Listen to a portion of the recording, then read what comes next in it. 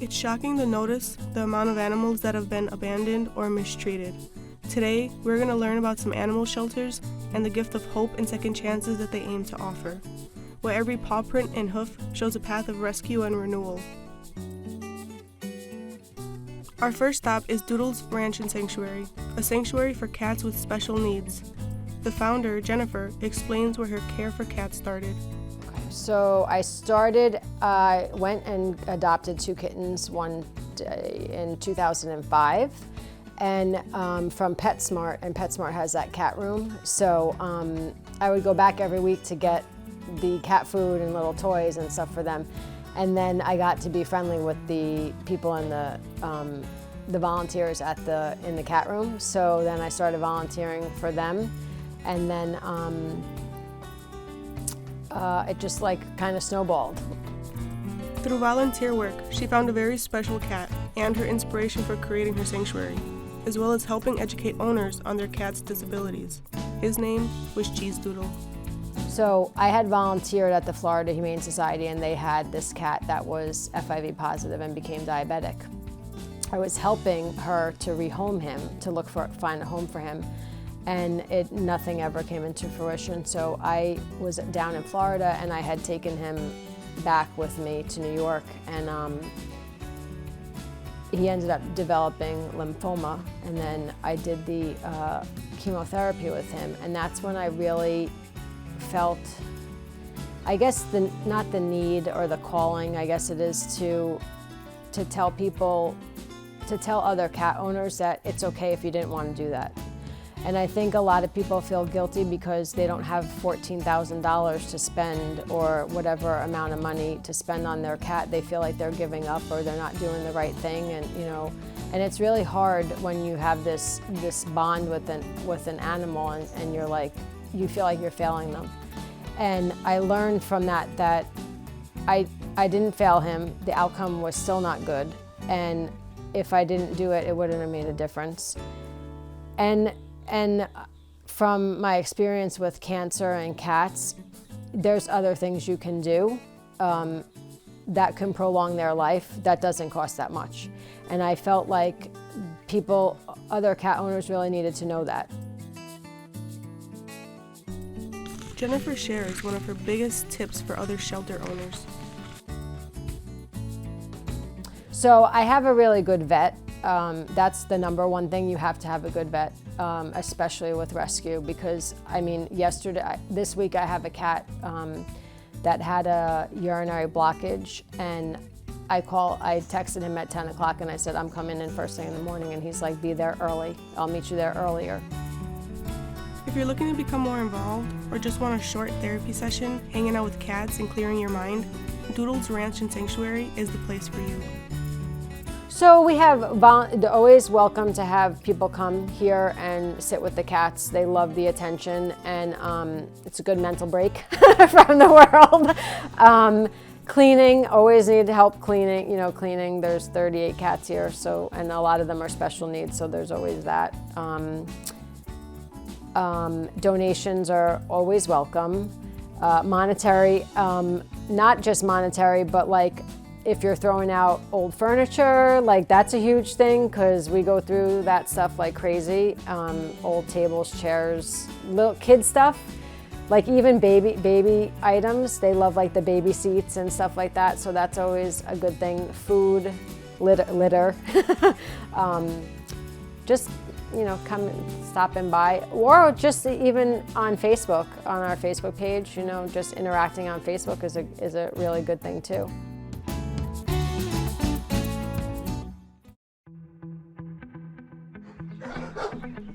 With a swift tail wag, let's switch to a more playful energy, JR's Pups and Stuff, where every bark defines a new hopeful road where adoption awaits.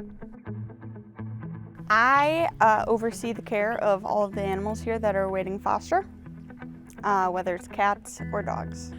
I think one of the important things that we could do is explain to people the benefits of adopting versus shopping. I'm not saying all breeders, but there are a lot of breeders out there that only do it for the money and not for the well-being of the breed or the animal.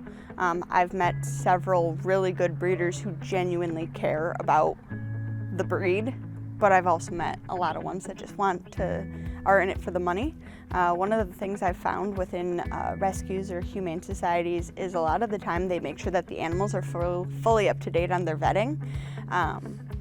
So that means that they have their shots that they need, they're spayed or neutered, they have microchips, they've had any testing that they may need depending on their age, they're on preventatives. And that's just not something that you're gonna get at a breeder. They'll have the basic vaccines if you get them as a puppy, so 1 or 2 distemper vaccines, but I think that's one of the nice things about going to a rescue is most of the basic veterinary care is taken care of from the get-go, and that comes out of their pockets and any money. So like for us at JR's, all of our adoption fees goes right back into the rescue for the dogs. So whether it's veterinary care, feeding them, buying them new toys, medicating them, those kinds of things. So we're not for profit. So the director makes zero profit on any of this. And that's something that a lot of people don't understand when they see our adoption fees.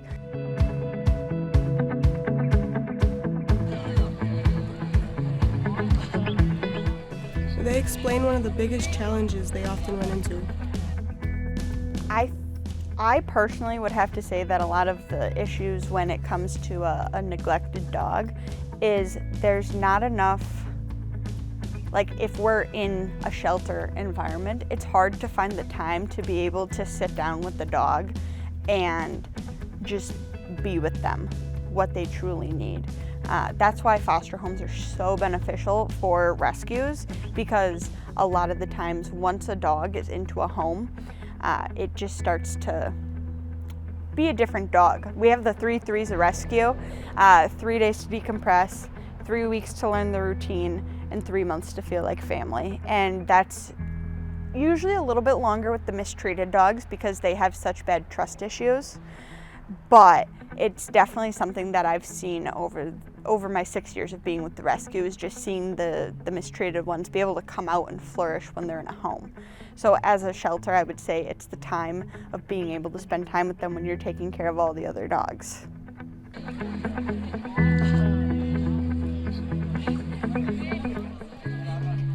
There are always so many ways to become more involved, whether you want to adopt a pet for yourself or just want to help the shelter out. Yeah, so we have our mutt-strut. It's coming up in October. I say coming up, but it's going to be in October, the first weekend. It's going to be at Minooka Park in Waukesha, and that's kind of it's our biggest event of the year. And basically, it is we do a walk, and we have vendors there. A lot of our previous alumni come, and we have adoptable dogs there. This year we're actually going to have a band that is going to be playing.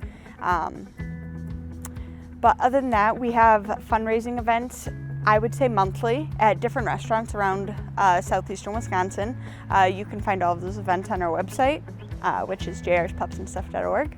Or if you look on Facebook, you'll also find our adoptable dogs, our events that are coming up, stuff like that.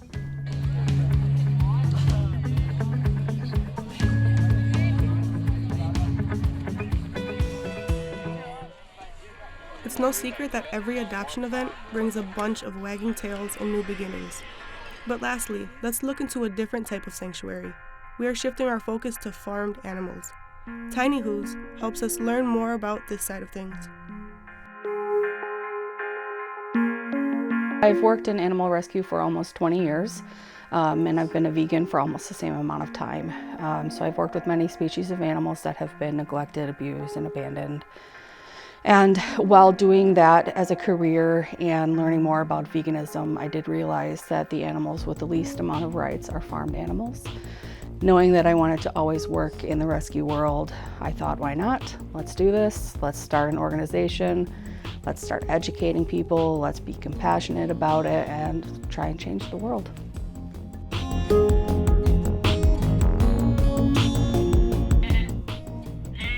Becca shares a little bit about how they go about rescuing and rehabilitating their residents.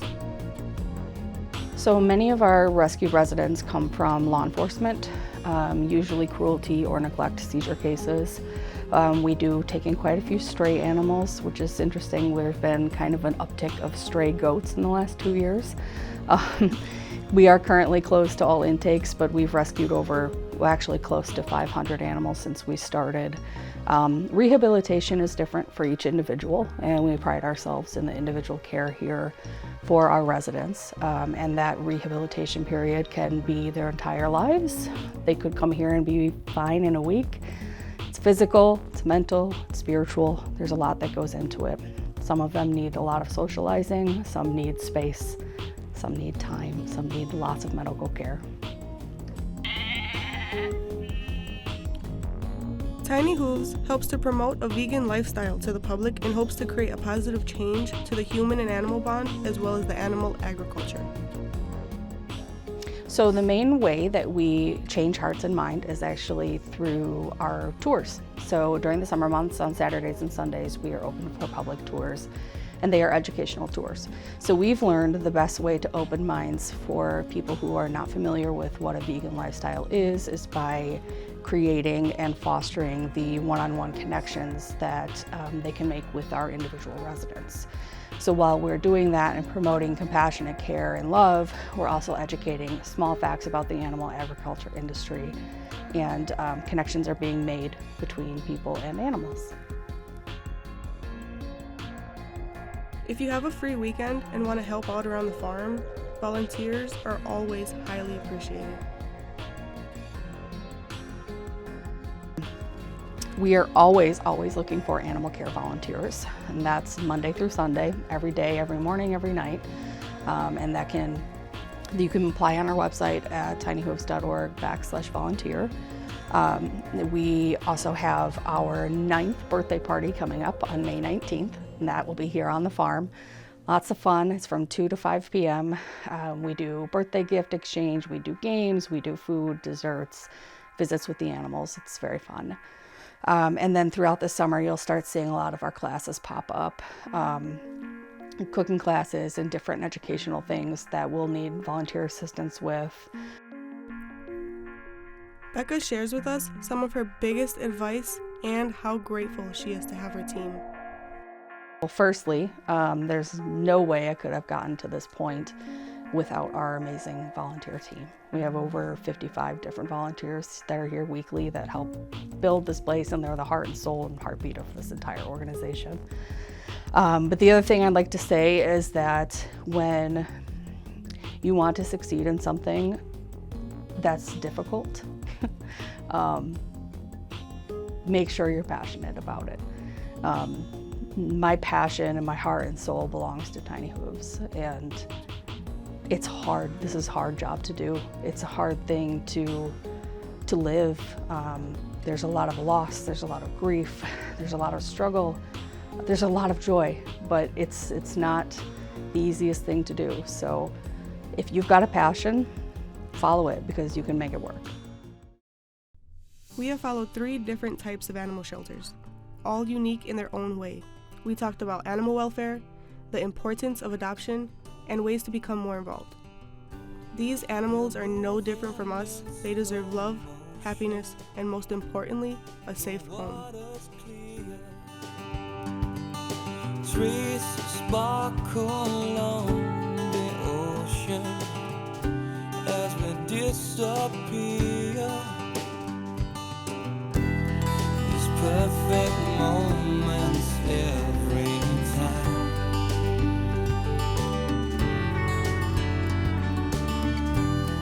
I've drawn the pictures in